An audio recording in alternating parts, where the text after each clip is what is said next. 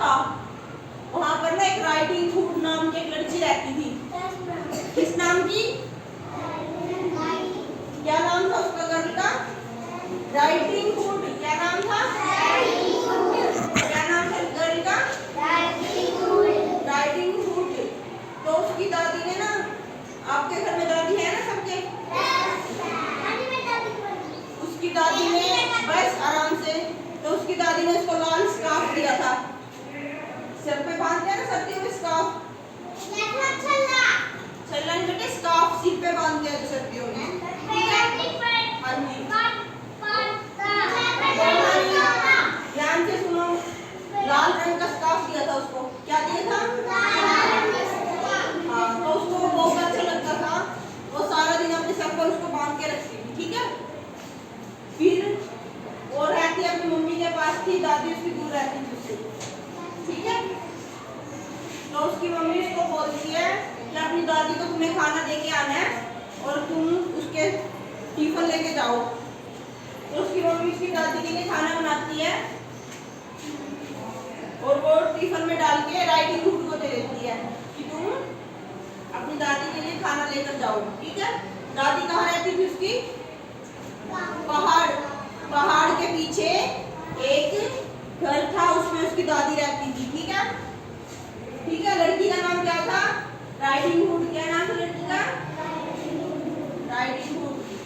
तो उसकी मम्मी उसको खाना देती है डाल के, तो वो लेके जाती है। ध्यान से सुनो, मैं पूछूंगी बीच बीच में कौन था। क्या नाम था लड़की का? Riding hood.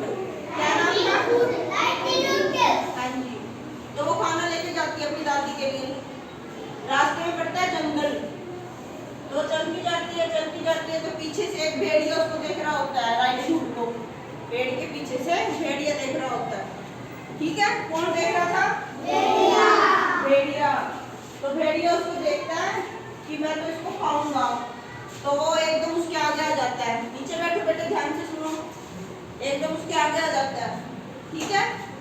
और उसको बोलता है तुम अपने हाथ में क्या लेके जा रही हो? तो वो कहती है मेरी दादी की रोटी है। क्या कहती है वो? मेरी दादी की रोटी है, तो मैं ये तुमको नहीं दूंगी, ये तो मुझे मेरी दादी को देनी है। ठीक है। तो भेड़िया उसको कहता है तेरी दादी कहाँ रहती है? तो वो बता रही है उसको, पहाड़ों के पीछे उसका घर है, वो वहाँ रहती है। तो कहती तू क्यों रोटी लेके जा रही है उसके लिए? तो कहता है, वो कहती है बीमार है मेरी दादी। तो साथ में ना स्ट्रॉबेरी का पेड़ लगा होता है। भेड़िया उसको कहता है ये स्ट्रॉबेरी है ना, आप ये स्ट्रॉबेरी लेके जाना अपनी दादी के पास, वो ठीक हो जाएगी। तो उसको ना उसमें लगा देता है स्ट्रॉबेरी तोड़ने में, और आप चुपके से पीछे से उसकी दादी के पास चला जाता है। वो दादी के पास जाके उसकी दादी को आवाज आती है कि कौन आया, तो पूछती है कौन आया। कौन जाता है वहां पर? भेड़िया। तो भेड़िया वहां पर जाता है और उसको उसकी दादी को खा जाता है। क्या करता है? उसकी दादी को खा जाता है, और दादी को खाकर उसकी जगह पर खाट पर लेट जाता है वो। ठीक है। लेट गया तो थोड़ी देर में राइडिंग हुड भी आनी थी, खाना लेके आ रही थी ना राइडिंग हुड। तो थोड़ी देर में राइडिंग हुड आती है खाना लेके।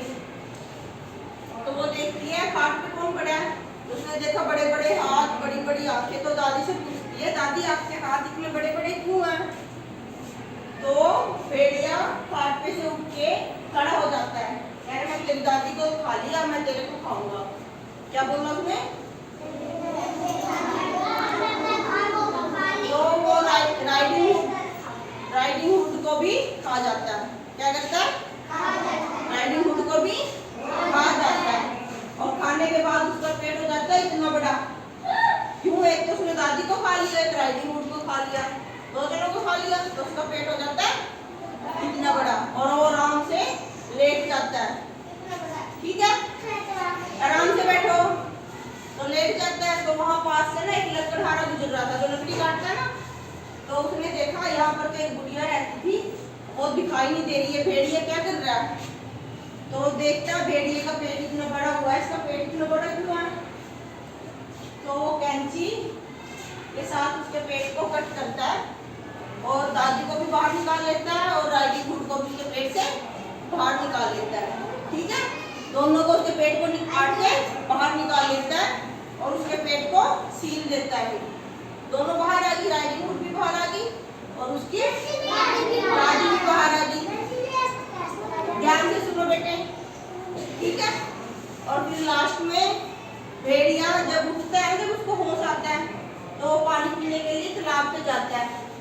तो तालाब पे जाता है, उसका पेट तो बड़ा हुआ रहता है, तो वो तालाब के अंदर डूब के मर जाता है। तो दादी और राइडिंग हुड बोलते हैं तो ठीक है, दुष्ट भेड़िया मर गया। क्या बोलते हैं? मर गया। हाँ, तो उसकी दादी राइडिंग हुड को बोलती है हमें अनजान लोगों से बात नहीं करनी चाहिए। क्या बोलती है?